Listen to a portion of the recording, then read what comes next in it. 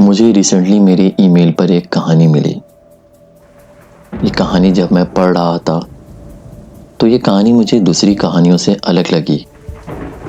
आज की जो कहानी है इसे पढ़कर मैं खुद डर गया था। इस कहानी में भूत से बढ़कर ऐसी मखलूक का जिक्र किया गया है जिसे ज़िंदगी में आपने कभी ना कभी देखा है। ये कहानी कोविड के दिनों की कहानी है। It's really special story. And तक मेरे साथ ज़रूर रहिएगा। ये वीडियो शुरू करने से पहले ऐसे ही हॉरर और मिस्टीरियस वीडियोस देखने के लिए सब्सक्राइब लाजमी कर दीजिएगा चैनल को। एंड प्लीज़ वीडियो को लाइक लाजमी कर दीजिएगा। बहुत अच्छा लगता है जब आप मेरी वीडियो को लाइक करते हो। मुझे बहुत ज़्यादा मोटिवेशन मिलती है। जो मैं कहानी आपके लिए लेकर आता हूँ उसे आप पसंद करते हो। And I really love that. तो प्लीज़ लाइक ज़रूर कर दीजिएगा। अब ये कहानी शुरू होती है। ये कहानी मुझे सारा ने भेजी है। सारा कहती है कि ये कोविड के दिन थे और कोविड इतना ज़्यादा फैल चुका था कि हमें अपना हॉस्टल छोड़ना पड़ा। मेरे रूम में मेरी 2 रूममेट थीं, फातिमा और सना। हम तीनों ने हॉस्टल एक साथ छोड़ दिया था और अपने अपने घर चली गई थी। घर जाने के बाद मैं, फातिमा और सना कांटेक्ट में थे, लेकिन एक हफ्ते के बाद सना से कोई कांटेक्ट नहीं हो रहा था। हमने काफ़ी उसको कॉल्स भी की, मैसेजेस किए, लेकिन उसका नंबर स्विच ऑफ आ रहा था। और फिर इस तरह दिन गुजरते गए और कोरोना ख़त्म हो गया और दुनिया खुलने लगी। हम भी अपने हॉस्टल रवाना हो गए और जब मैं हॉस्टल पहुंची तो सना वहाँ पहले से थी और दूसरे दिन फातिमा भी आ गई। लेकिन सना अब पहले वाली सना नहीं थी, वो काफ़ी चेंज हो गई थी। हमने नोटिस किया और कई दफ़ा उससे हमने पूछा भी तो उसने हमें सही जवाब नहीं दिया। हम देखते थे वो कई घंटे शीशे के सामने खड़ी रहती थी और कभी घंटों छत पे बैठी रहती थी।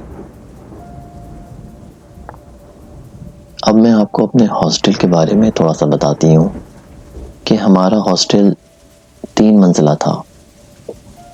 2 मंजिल पे तो हम लोग रहते थे और भी जो लोग थे वो रहते थे, लेकिन 3rd फ्लोर खाली रहता था। वहाँ पे कुछ असरात वगैरह थे और एक छत थी और छत पर एक स्टोर रूम बना हुआ था। एक दिन मैं दोपहर के टाइम पर छत पे चली गई और चाय पी रही थी। अचानक मौसम चेंज हो गया और तेज आंधी और बारिश होने लगी। मैं डर के मारे उस स्टोर रूम में चली गई कि बारिश थोड़ी सी रुक जाए तो फिर नीचे चली जाऊंगी, लेकिन बारिश बहुत ज़्यादा हो रही थी। तो मैं उस स्टोर रूम में थोड़ी देर के लिए बैठ गई और जब मैं स्टोर रूम में बैठी तो थोड़ी ही देर में मुझे ऐसा लगा कि कोई और भी इस स्टोर रूम में है और गहरी गहरी सांसें ले रहा है। और मुझे फौरन ही महसूस हो गया कि यहाँ पे कुछ है। मैं फौरन डर के मारे उस स्टोर रूम से बाहर निकल के नीचे चली गई।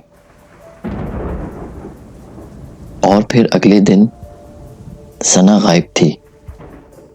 हमने पूरा हॉस्टल छान मारा लेकिन सना कहीं नज़र नहीं आ रही थी। बहुत ढूंढने के बाद छत रह गई थी।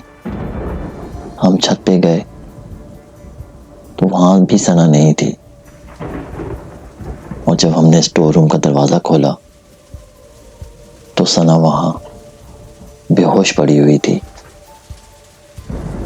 और फिर हम उसको हॉस्पिटल लेकर चले गए। और जब हॉस्पिटल लेके वहां पहुंचे तो जब डॉक्टर ने उसका चेकअप किया तो वो बिल्कुल नॉर्मल थी, लेकिन उसकी आंखें खुली हुई थी, कुछ बोल नहीं रही थी वो। डॉक्टर ने कहा ये तो बिल्कुल ठीक है। उन्होंने बस कुछ दवाइयाँ वगैरह दी, कमज़ोरी की, कहने लगे कमज़ोरी है, कुछ दवाइयाँ वगैरह दी और फिर हॉस्पिटल से डिस्चार्ज कर दिया। मगर हॉस्टल आने के बाद भी इसकी तबीयत नॉर्मल नहीं थी। वो मुसलसल बस छत की तरफ देखे जा रही थी।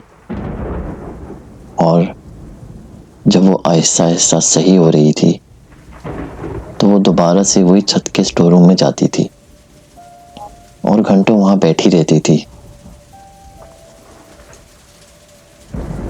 उसकी ये हालत देख के मैंने उसके घर पे फ़ोन किया। फ़ोन उसकी बहन ने उठाया और जब मैंने उसको सना के बारे में बताया तो उसने मुझसे जानते हैं क्या कहा? उसने कहा कि सना की तो डेथ हो चुकी है। जब मैं ये बात सुन रही थी तो मेरी नज़र सना की तरफ गई। वो मुझे देखकर मुस्कुरा रही थी। जब मैंने ये बात सुनी तो मेरे हाथों से फ़ोन गिर गया और मैं बहुत ज़्यादा डर गई थी। मैंने इस बात का जिक्र फातिमा से किया और हमने उसी दिन ही खामोशी से वो हॉस्टल छोड़ दिया। और जब हम दूसरे हॉस्टल में गए तो वहाँ मुझे और फातिमा को एक ख्वाब आया। दोनों को सेम ख्वाब आया। उस ख्वाब में हमें सना नजर आई। उसने हमसे कहा कि बच गए तुम लोग। अब वो हॉस्टल बंद हो चुका है, वहां कोई भी नहीं आता। लेकिन सवाल ये है कि वो लड़की कौन थी जो हमारे साथ हॉस्टल में इतने दिनों से रह रही थी।